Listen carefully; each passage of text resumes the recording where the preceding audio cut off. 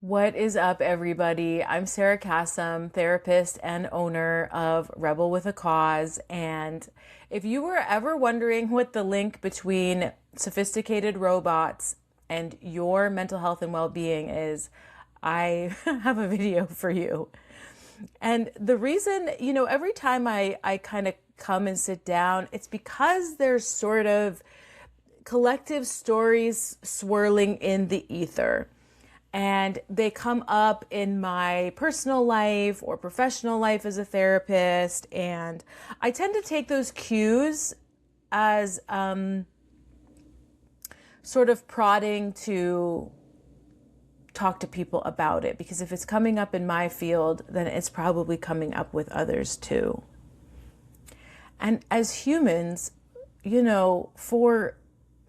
since we've been around, story and myth has been such an important part of the healing process. We write our stories for catharsis. We read other people's stories to see a reflection of ourselves in it. Myths have always been used to capture elements and archetypes of a universal human experience. And while it's nice, of course, and true to imagine that we are totally special and unique and completely individual, and no one has ever felt what we've felt before, part of the paradox of like that being true is that also there's a huge part of our experiences that are completely universal and tell a very human story. I mean, this is like my favorite paradox, is that we are both incredibly unique and individual and nothing like us has ever existed at any point in time. And also we're kind of basic and just like everybody else. It's the paradox that we're here to integrate, and myth and story allows us to experience and relate to the universality of the elements of our experience.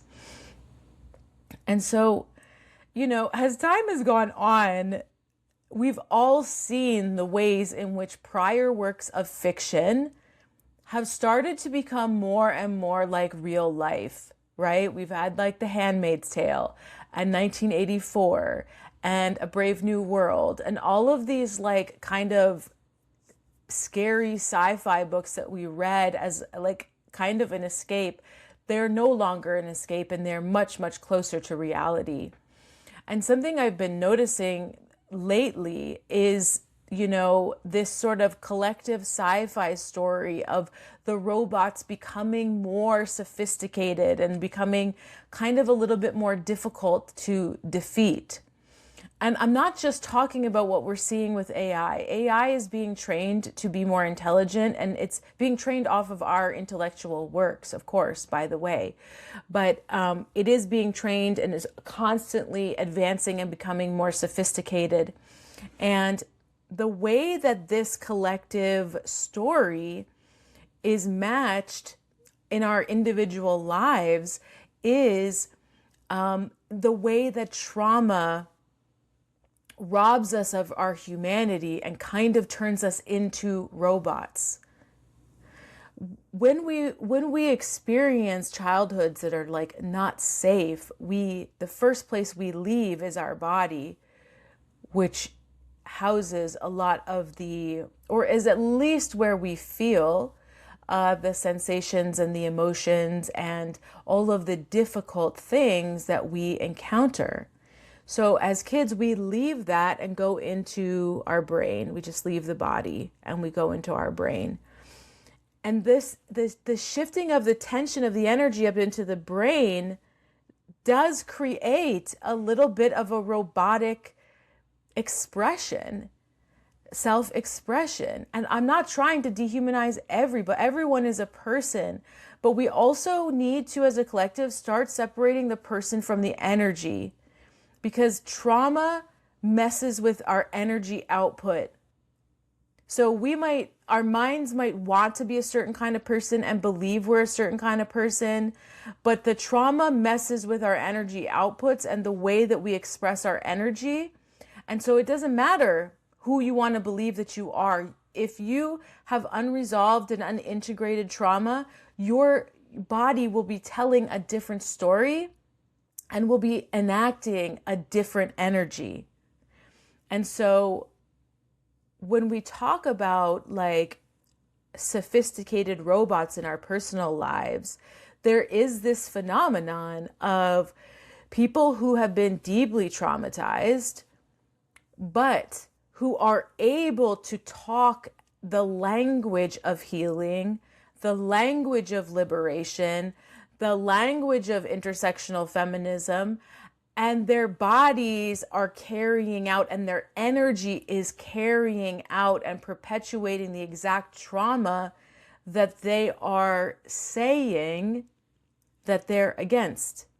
Now, if you are a woman who has been dating within the last maybe 15 years, you watched this phenomenon go crazy, where it was like the men all of a sudden could spout off feminist theory and textbooks and tell you they've read bell hooks, and then they still treat you like shit. They still are embodying patriarchy, because patriarchy is an energy that gets stuck within our energy field. And this is how we end up harming people, even if our minds maybe, or our ideas are anti-patriarchy, because our minds really are what's responsible for the energy and for the trauma enactment and energy enactment. But sometimes we've gotten into this pattern of separating the body and the mind, and they are separate in the sense that the mind kind of has the like the control, what do you call this? The controllers, kind of. Anyway, so basically, this is a phenomenon we're seeing happen in people who are living exclusively from ideas and intellectualizations and are not able to be present within their own bodies and their own feelings, is they end up being like these unconscious perpetrators, double agents. That's what they are. They're double agents because they say all the right things. That's another kind of like archetype from the human experience we see in stories, is like the double agent, how they're so good at fooling people, and yet they're working against the kind of hero the whole time, right? And so as this accessibility to information has grown, just like AI now has access to all this stuff, people are getting more sophisticated in terms of what they're able to spout off, despite the fact that their behavior literally does the opposite. And if you are a person who's still living in your mind, you are not going to be able to spot the difference, because the difference lives in the contrast. You can only tell human from robot by the contrast. And the only way to contrast with that robotic energy is to be so super deeply connected to your own humanity that in contrast, you can tell, oh, this person has the sophisticated language, but they don't have the connection to their humanity that's going to make them a safe, non-abusive person. And so how do we connect more deeply to our own humanity? This is why, like, I always bang the drum that, like, the biggest solution to all of our problems is for everyone to be doing their own inner and like healing work. Because to integrate our humanity means to look at our own terror, how scared we were as children. Children are the most powerless people on the planet. And yet they have to put their trust in people who hurt them every day. So you have to go back and look at that terror, because a lot of the time what creates predators is a vow, a deep and determined vow to never be powerless again, though, like they were when they were children. And the only way to ensure you are never powerless that way again is to always be the most dominating. Okay? So, we have to look at the terror we felt as children. We have to look at our own shitty behavior. That is our humanity. We have to look at our own softness and tenderness. These are just a few things that is really important for us to get to know about ourselves. Because only when we connect to our own humanity are we really able to feel the difference between ourselves and somebody who is very, very capable and ready and willing to hurt us, but has the language to be a double agent, has the language to be a sophisticated robot that is capable of fooling us and enticing us in to situations that will continue to hurt us. So there's no short-term answer here.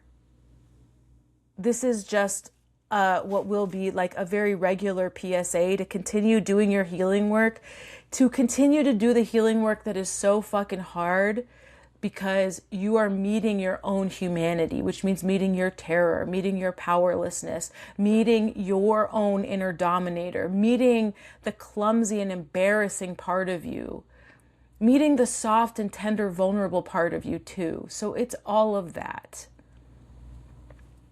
And when we think about this question that I always want us to ask, what are you fighting for? It's like, please don't fight for your own abuse. To be fighting to hold on to relationships with people who aren't capable of meeting you with their humanity. And oftentimes, people like this, the double agents, the sophisticated robots, will have ways to bait us into fights that take our valuable and precious energy. And so we don't want to take fights that we're being baited into so someone else can feel more powerful. We want to fight for the right things. So that is the link between stories of sophisticated robots and even stories of double agents in sci-fi mystery thrillers, and your own individual well-being is get to know yourself, meet deeper and deeper aspects of your own humanity, so that when you come up against these people, they aren't fighting a mind with a mind, they're fighting a mind with a heart, a mind with humanity, and you'll see so clearly this person is not it. You're gonna feel it. So you don't even have to outwit it, you don't have to outsmart it, you just feel into it. Okay? So I'm leaving you with that today. If you're not signed up for my newsletter, my written newsletter, you can do that at the link in my bio. I definitely have like different content on my YouTube from my written newsletter, so I hope you do that. If you haven't subscribed yet, please subscribe, especially in these early days. It's just so damn helpful. So thank you so much and have a great day.